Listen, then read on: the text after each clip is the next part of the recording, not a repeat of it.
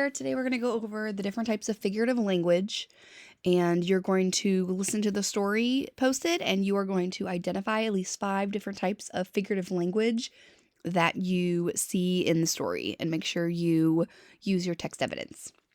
Okay, so the first one is a simile.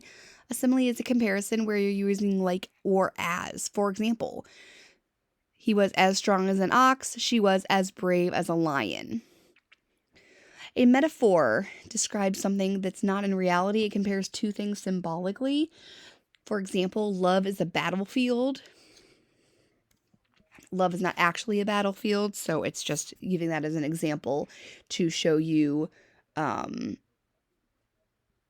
how much work is involved in love, I guess. The next one is an oxymoron. It's a term which features 2 words which appear to contradict each other.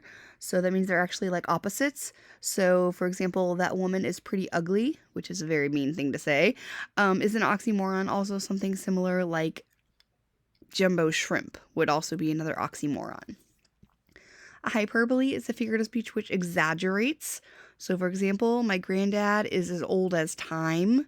My granddad is as tall as a tree, so just a serious exaggeration.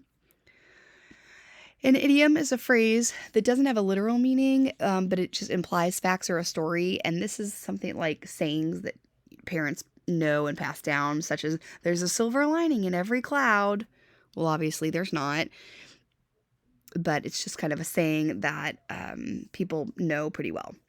Personification is giving human characteristics to non-human objects. For example, asking a suitcase, "Why are you so heavy, suitcase?"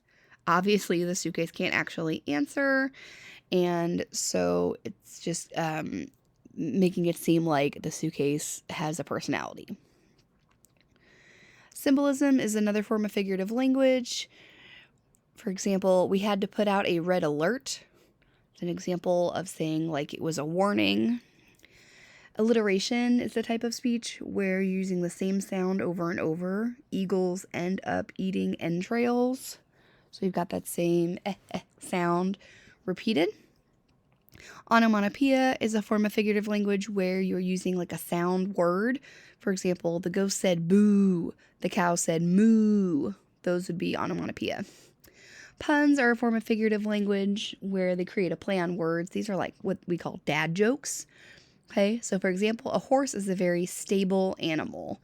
And that's funny because stable is where a horse lives. So to say it's stable as in like it has a stable personality, it's kind of just like making a joke. And then irony is a form of figurative speech. It's when you're making a statement that is directly contradictory, which means it completely goes against what it actually is. For example, I posted on Facebook about how bad Facebook is. So obviously you wouldn't go on Facebook and talk about how bad Facebook is, because that's ironic that you're using Facebook to talk about how bad it is. And then I won the lottery on my retirement day.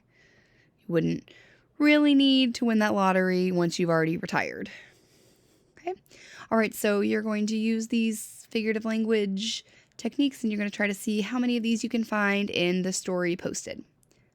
Try to find at least 5. All right. Good luck.